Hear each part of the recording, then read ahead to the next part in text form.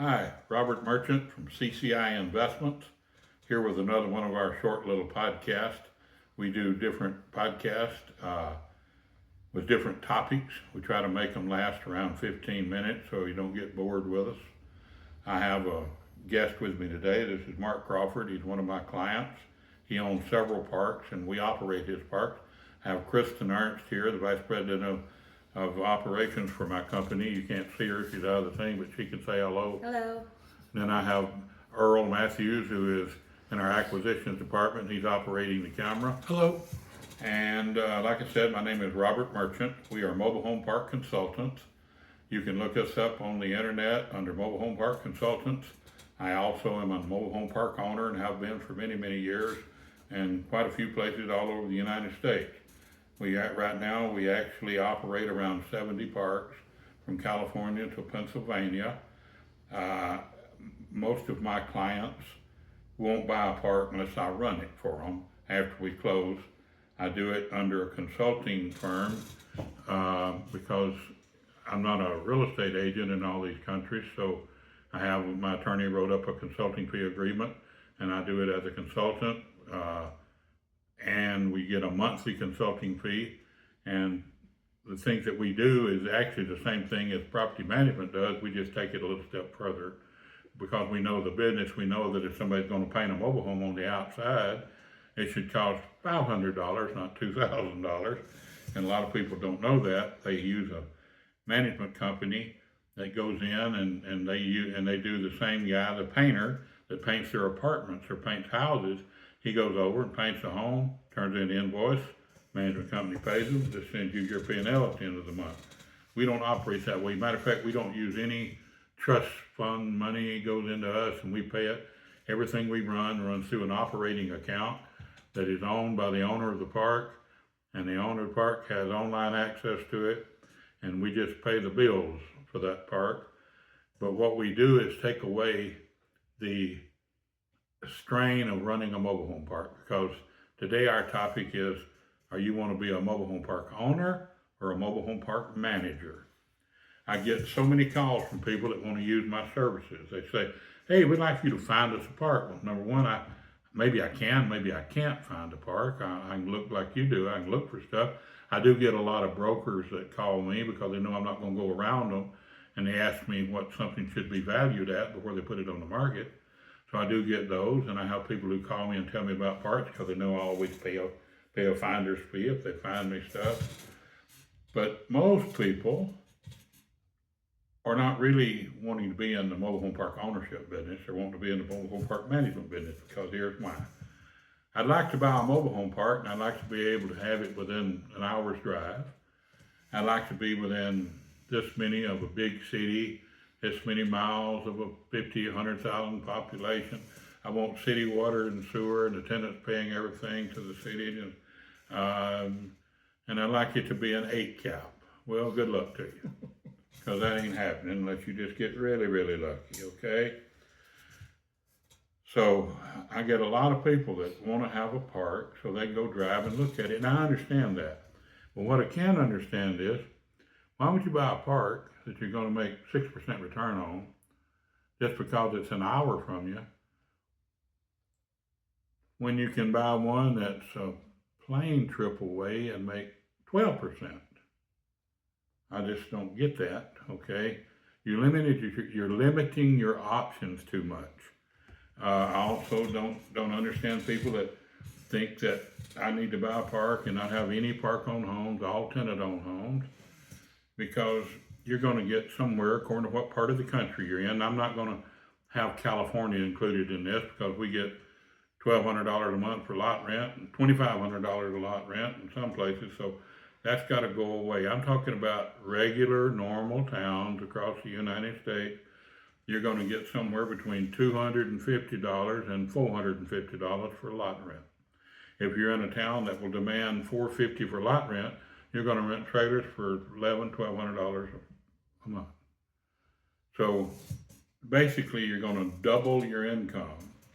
I'm talking about your profit if you own a trailer versus rent a trailer. I'll break it down real simple for you. If I own a park and I don't own the home, and I rent it out at $400 a month, it's still gonna cost me 30% of expenses. So 4 times, I'm gonna make 70% of $400. So 4 times 7 is $280. I'm gonna make $280. Well, if I'm getting $400 lot rent, I'm gonna get at least $800 for rent. And that's gonna cost me 40% to operate it. So I'm gonna make 8 times 6, 60% of 80, 800 is how much? 480? 480. So I'm gonna make 480, or I'm gonna make 280. I'm gonna make $200 a month more. And if I got 100 lots, that's $20,000 a month, $240,000 a year. My park is worth more. Doesn't matter what you say, you're never gonna convince me that if you're making $240,000 a year more, your park's worth more. If you got all the numbers to prove what your expenses are, you're taking care of the park-owned homes and all that, it's worth it. Now, even if you don't want to own homes, you want to sell them and carry the note and all that stuff, do you want to do that yourself, or do you want somebody else to do it for you? If you limit where you're going to buy one, you're limiting yourself whether you want to own the homes or not own the homes.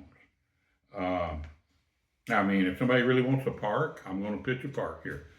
I got a man that owns a park, and he's trying to buy a park with park-owned homes because he knows that he can make more money. But he has a park that he's going to sell in 1031. It's in Virginia, very close to the Raleigh, North Carolina border. It's a great area. He's got 53, I believe it is. We got 53 tenant-owned homes there at $415 for lot rent, and I think $50-$60 a month for the water and sewer added to that. City water and sewer. Very nice park. Everybody's paying, and he's also got about $475,000 of rent to own contract still owed to him. We'll probably sell that for $2.9 million. That's about an 8 cap. And we're not counting all that $475,000 in rent to own income to come up with that number. We're only counting about half of it because we know everybody likes to discount what you're getting on the park rent to own homes. So I'll tell you that park will sell for that because it's really nice, really clean, right in that area where everything's really high there, North Carolina, that part of the country. It's just, I know we'll get to here. So I'm considering buying a mobile home park, and Okay. I have, right? Yes, so In my mind, I don't want to be the person in charge. I don't want to be the phone call at 8 o'clock at night that the water's running, right? And in my mind, that's where the importance of having a park manager in place for that. Can you explain a little bit more about what you do to actually manage? well, we don't manage parks. Okay. We are consultants in the mobile home park business. We do the same duties as an off-site manager, like I said, but we carry it a little bit farther. Okay. We're consultants. That's why we get a consulting fee. Okay. When we buy something, we look over the deal, we get a fee when we close, not if we don't close, when we close, and then we charge a monthly fee, but our fee includes answering the phone at 8 o'clock at night. Because if you're a property manager, you work in a property management office 9 to 5, Monday through Friday, and the tenants you don't get. I mean, you may have an emergency number for somebody to call, but that's going to be a plumber or something that your manager calls. We have an on-site manager, but if that person calls at 8 o'clock at night because we had a fire or a water leak, Kristen, you answer the phone, right? Yep. If not, they call Earl, they call Rachel, they call me. We answer the phone. One of us will answer and we'll figure out what we need to do. Now, we'll call the owner if it's an emergency, but we won't call the owner if it's something he don't need to know.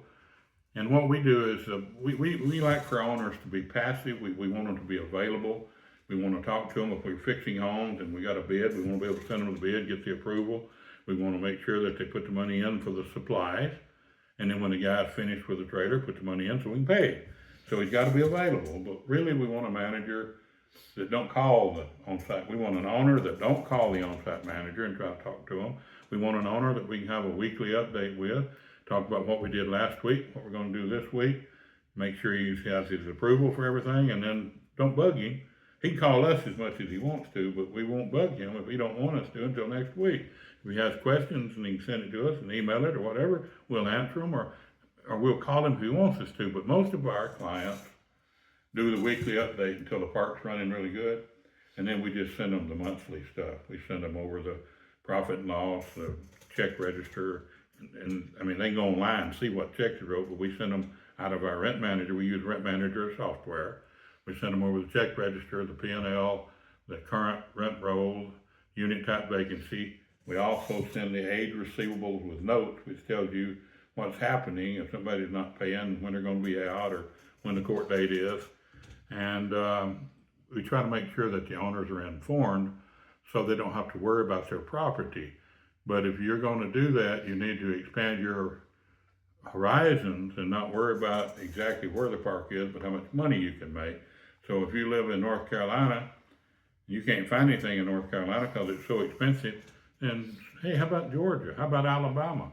How about Texas, Oklahoma? It doesn't matter where it's at. It matters what kind of deal can you get for a mobile home park. So once again, do you want to be a mobile home park owner or a mobile home park manager? If it's got to be real close to you and you're going to keep an eye on it, then you're now a manager. And I can tell you from experience that I tried it. Being a mobile home park manager, you ain't going to be, I had about 12 or 15 when I finally decided, oh, you need more help. Because the only help I had was my oldest daughter, Rachel. And I'd about drive her crazy. Then I hired another lady named Jeannie. And we've got a few more parks, and I was driving them both crazy. And they said, you don't need to be helping us as much as you are. You're driving us crazy, because I was really trying to be right on top of every detail. And it was not good. So I decided, you know what, we'll just get more parks. Then I won't have time to do anything. So now what I do is, actually I don't do anything. Kristen is working all the time. Yep, the one that's off the camera over here, because she looks like this, because she's crazy from running mobile home parks, okay? So if you don't want to go like Kristen running mobile home park, then just be a mobile home park owner, not a mobile home park manager. Once again, my name is Robert Merchant. If you want to get in touch with us, you can call me at 209-996-4075. We're going to be putting out about 2 of these little podcasts a week. And our website is mobilehomeparkconsultants.com. I hope some of you guys will reach out to us and talk to us about mobile home parks. We don't charge anything to talk to you about mobile home parks. We don't charge anything to look over something you're thinking about buying. If you want us to do the due diligence and put together a plan, or if you have a mobile home park and you just can't handle it, give us a call. That's what we specialize in, operating mobile home parks. Thank you for your time, and I'll talk to you guys later.